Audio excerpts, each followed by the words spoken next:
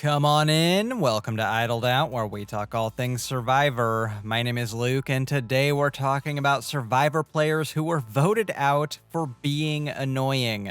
Sometimes, in fact, fairly regularly, players aren't eliminated for strategy or poor challenge performance, or simply for being in the wrong alliance. Sometimes it's just because they're the most annoying person you've ever met. It's a special skill to be too annoying for reality TV.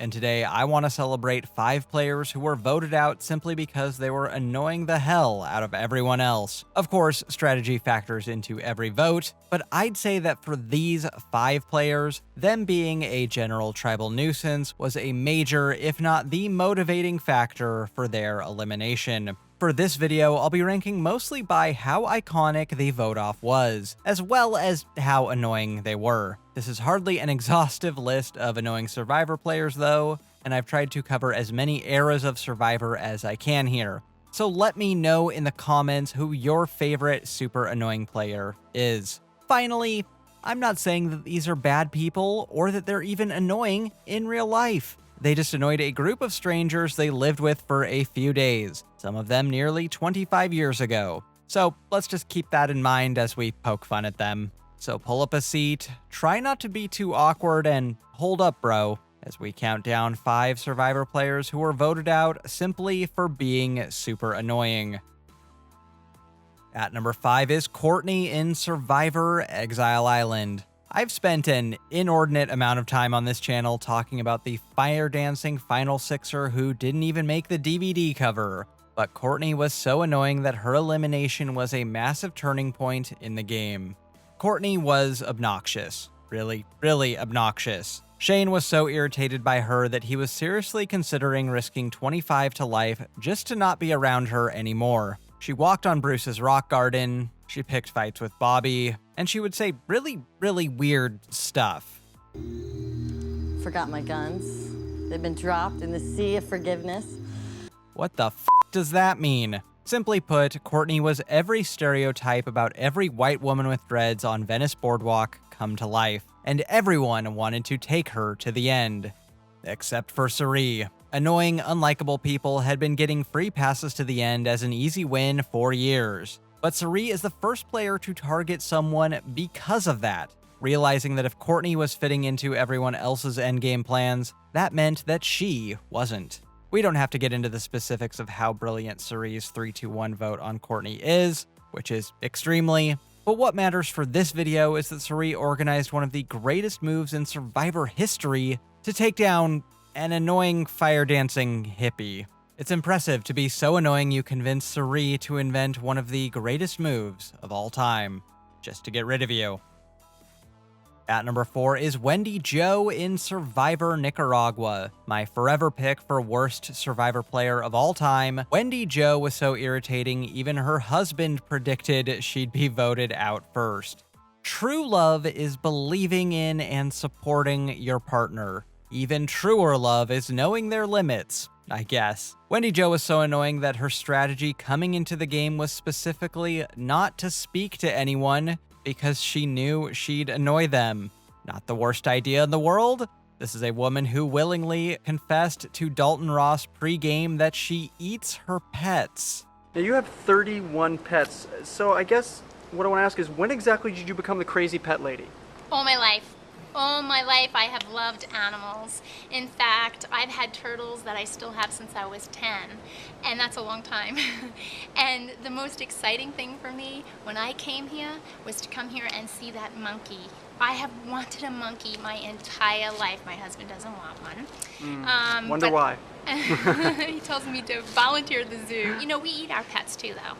Well, that's one way to make small talk. Wendy Joe's just shut up strategy proved a double-edged sword, because whenever her bizarre silence was punctured, it always resulted in an off-putting anecdote about horses or something. Wendy Joe was probably already going by the time Espada got to that first tribal council, but feeling the heat at tribal, she made up for 3 days of not speaking by speaking non-stop, hastening her already incredibly likely demise. Like so many pets. In real life, Wendy Joe is probably an enjoyable oddity of a person. I'd probably hang out with her, just not at a PetSmart.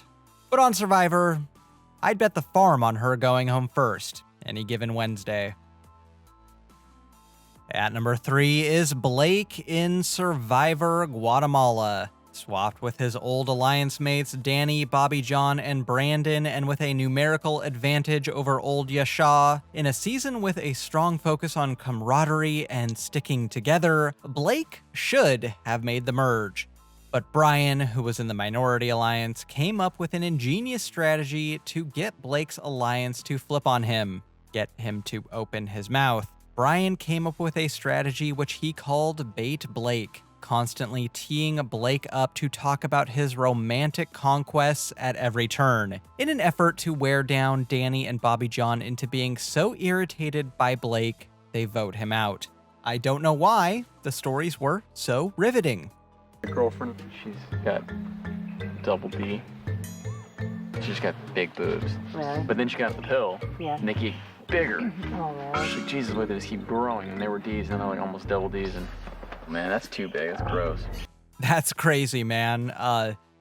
What's her personality like? Survivor has a lot of downtime where you're just talking to people. And if those people are annoying or don't share your values, your life is gonna be miserable. And sometimes getting people to open their mouths is the only weapon you need to play Survivor. A pitch-perfect swap-screwed play by Brian to save himself in the pre-Idol era.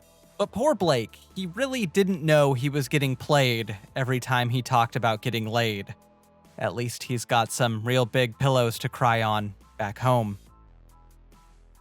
At number 2 is Rome in Survivor 47. In Survivor, when everyone's on the same beach for the first time and a million names are flying around, sometimes you just need a consensus pick to get you through to the next stage of the game. In 47, that was Rome, whose false bravado annoyed everyone on the Mergatory tribe so much they nearly unanimously jettisoned him a single day after meeting him. Through a combination of others' lost votes, his own advantages, and Genevieve doing a Herculean amount of damage control, Rome had a vice grip on pre-merge Lavo. Rome not only talked a mile a minute and never turned off, but also played Survivor way harder than necessary. And perhaps most irritatingly, he had a habit of kicking players while they were down. Even worse when it's wholesome King Saul he's kicking. Rome refused to ever give Saul any alone time. He gave Saul an ultimatum to give up his shot in the dark by threatening to steal his vote anyway. And he tried to play a Boston Rob style game without understanding that Rob's mafioso style of gameplay works for him because he has the charisma to make good on his threats without needing a pocket full of trinkets. And for God's sake, at least Rob didn't follow Zapatera to the bathroom. He made Philip do that. Even Rome's pre-game bio is laughably overconfident. You want to be one of the greatest challenge beasts of all time? Someone call in Wendy Joe's husband to knock this guy down a peg. Not at Rome. On his boot episode, they didn't even try to hide that Rome is going home, wringing every ounce of embarrassment out of Rome while they still can. Unanimous and near unanimous votes are relatively rare in the new era. But within a day, Rome's antics had irritated everyone so much on his new tribe, they were ready to rid themselves of him within a few hours. And he'd annoyed everyone on his old tribe so much that he had no advocates willing to go to bat for him. Rome wasn't built in a day, but it did fall in one. Time for you to go. At number 1 is Jerry in Survivor Australia. BB was probably the first player to get voted out simply for annoying his tribe mates. Jerry was the second. There's no question in my mind that Jerry is a top 5 villain of all time, and I am certain Ogakor would agree. Jerry got in little feuds with nearly everyone she came across. Keith, Kel, Tina, even Colby turned against her after she fantasized about licking chocolate off his nips for the 100th time. In real time, on the beach, Australia was a long, boring season with a ton of downtime, and Jerry's personality quickly began grating on everyone else. particularly her constant and, I'll be honest, probably justified sniping at Keith, as well as her frequent fantasies about Colby, and various parts of him covered in various chocolates. I may be a lot of things, but I ain't no Hershey bar. On day 27, with a 5-3 majority over Kucha, Tina, Colby, and Keith realize they can work with Kucha to get out Jerry and still have a majority. Their literal logic being that they simply cannot live another day with Jerry. It's simply too unbearable. In hindsight, an incredibly risky move that alienated Jerry's sidekick Amber, who easily could have swapped to and voted with Kucha the next vote. But thankfully, they just decided not to join forces. I mean, this is season 2 after all. But that's simply how annoying and difficult to live with Jerry was in the Australian outback. Tina and Colby nearly threw away their entire post-merge games just to rid themselves of Jerry. They hated her more than Keith. And they fucking hated Keith. Got nothing else for ya. Don't let my Roman Empire fall. Like and subscribe and I'll get you more Survivor content just like this. Until next time, don't get idled out.